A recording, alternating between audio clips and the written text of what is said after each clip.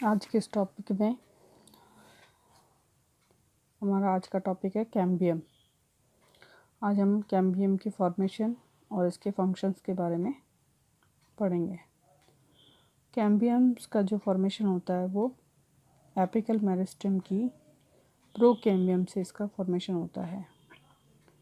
ये secondary growth करने वाला प्लांट्स के अंदर कैम्बियम मेरिस्टेमेटिक बैंड्स के रूप में या प्लेट्स के रूप में फ्लोएम और जाइलम के बीच में प्रेजेंट्स होता है। तब इसे ओपन बंडल कहा जाता है। इसे फेसिकुलर कैम्बियम भी कहा जाता है। इसी प्रकार जब यह मेडुलरी रेज या मज्जा रश्मियों की विद्युतीय कोशिकाओं की मेरिस्टेमेटिक सेल के रूप में पाया जाता है, कार्य करता है, तो ये वेस्कुलर कैम्बियम के रूप में जुड़कर रिंग कैम्बियम बनाता है, जिसे अंतःपुलीय कैम्बियम या इंटरफेसिकुलर कैम्बियम कहते हैं। इस प्रकार इंटरफेसिकुलर कैम्बियम और वेस्कुलर कैम्बियम दोनों मिलकर वेस्कुलर बंडल के कैम्बियम मिलकर संवहन कैम्बियम या वेस्कुलर कैम्बियम का फॉर्मेशन करते हैं, जैसा कि डायग्राम में दिखाया गया है। डायग्राम में ऊपर की ओर शो करा गया वेस्कुलर बंडल के अंदर ऊपर की ओर फ्लोएम का फॉर्मेशन है, नीचे की ओर जाइलम है और इन दोनों के बीच में कैम्बियम पाया जाता है।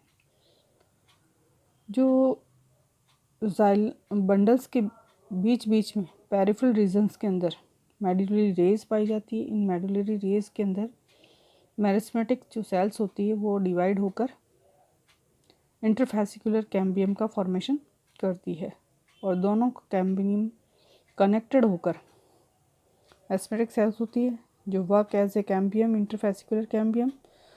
दोनों कनेक्ट होती है, कैम्बियम तथा इंटरफेसिकुलर कैम्बियम कनेक्ट होकर ये वेस्कुलर कैम्बियम का फॉर्मेशन करती है, जैसा कि डायग्राम के अंदर दिखाया गया है। ये प्लांट की जो सेकेंडरी फ्लोएम की आउटर सेल की पेरेन्काइमा सेल्स होती है। ये मेरिस्टेमेटिक सेल्स की तरह डिवाइड होती है। ये पेरिडर्म और कॉर्क का पेरिडर्म जिसे कॉर्क कहते हैं का निर्माण करते हैं। इसके द्वारा कॉर्क कैम्बियम का निर्माण होता है, जिसे कॉर्क कैम्बियम को यहाँ पर हम फेलोजन कहते हैं। मोनोकोट प्लांट जैसे ड्रेसिना वरियक्का के अंदर जो सेकेंडरी ग्रोथ होती है वो पाई जाती है, क्योंकि बहुत कम मोनोकोट प्लांट्स के अंदर सेकेंडरी ग्रोथ प्रेजेंट होती है। इसे स्पेशल टाइप की ग्रोथ कहा जाता है, जो कि सेकेंडरी कैम्बियम के कारण होती है। इसमें जो ग्राउंड सेल्स होती हैं, जो कि भरण उत्तक जिसे कहते हैं, में पाई जानी जो लेयर्स होती है, उनमें से किसी एक लेयर के अंदर जो सेल्स होती हैं वो मेरिस्टेमेटिक सेल्स होने के कारण इस प्रकार की सेकेंडरी ग्रोथ इसके अंदर दिखाई हमें देती है। स्ट्रक्चर्स ऑफ कैम्बियम देखें तो जो मेरिस्टेमेटिक सेल्स होती हैं ये सिंगल लेयर्स के अंदर प्रेजेंट्स होती हैं। ये 2 टाइप्स की होती हैं। सबसे पहली जो होती है वो होती है फ्यूजिफॉर्म यानी तुर्क रूप में, जो कि कम चौड़ी व लंबी अधिक होती है और ये वेज लाइक होती है और ये एक प्रकार के सिस्टम का फॉर्मेशन करती है जिसे हम अक्षीय तंत्र या एक्सियल सिस्टम कहते हैं। ये वेसल्स, ट्रेचीड्स, ये जाइलम की वेसल, ट्रेचीड्स, फाइबर्स और उसके पेरेन्काइमा में अलावा सीव ट्यूब्स और फ्लोएम फाइबर्स और फ्लोएम पेरेन्काइमा के अंदर ये प्रेजेंट्स होती हैं। इसी प्रकार जो दूसरे टाइप की स्ट्रक्चर होती है उसे हम रे स्ट्रक्चर कहते हैं। इसमें पाई जाने वाली जो सेल्स होती है वो आइसोडायमेट्रिक होती है, मतलब सभी समान आकार की होती है। इन सेल्स के अंदर प्लाज्मिक स्टैंड्स पाए जाते हैं जो 2 सेल्स के आपस में कनेक्ट करने का काम करते हैं। इसमें लार्ज वैक्यूल्स प्रेजेंट्स होती है, इसके अंदर न्यूक्लियस प्रेजेंट्स होता है लार्ज। इसके अंदर प्रोटोप्लाज्म जो पाया जाता है वो पेरिफेरल रीजन्स के अंदर प्रोटोप्लाज्म प्रेजेंट्स होता है। इस प्रकार की सेल है वो प्लांट्स के अंदर अरीय सिस्टम या रेडियल सिस्टम का फॉर्मेशन करती है। इस प्रकार की जो सेल्स है वो जाइलम और फ्लोएम्स के बीच में ट्रांसफ़र या ट्रांसपोर्ट करने का काम करती है। मिनरल्स और न्यूट्रिशन को वो ट्रांसपोर्ट करने का काम करती है।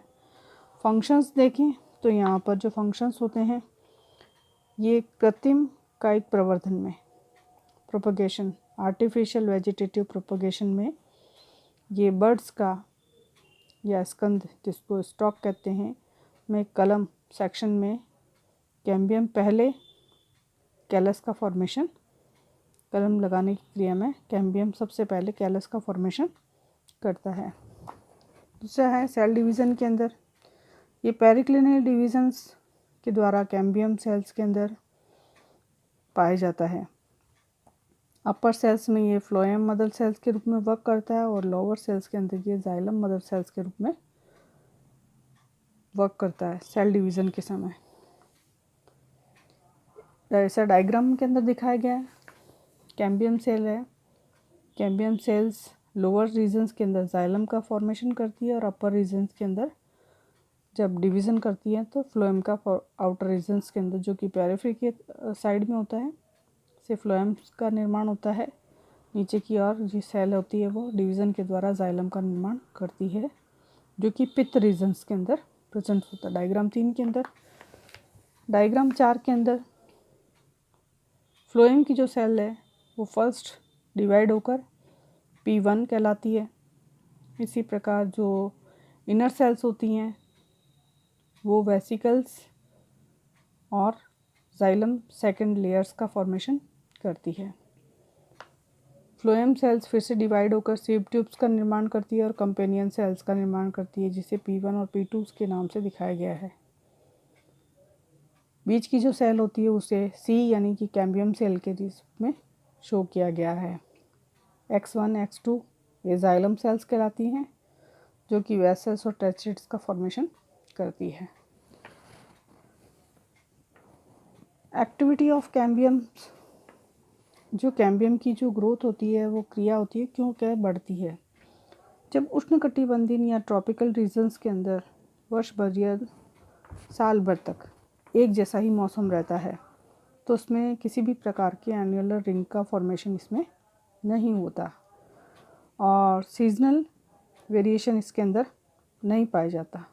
लेकिन जब सीजनल वेरिएशन पाया जाता है तो ये वसंत के अंदर ज़्यादा एक्टिव होती है और एनुलर रिंग का फॉर्मेशन करती है। इसी प्रकार जो इसकी शीर्षस्थ सेल्स होती हैं उसके अंदर वृद्धिकारक हार्मोन्स जैसे IAA इंडोल एसिटिक एसिड्स का निर्माण करती है जिससे कि प्लांट में नीचे की ओर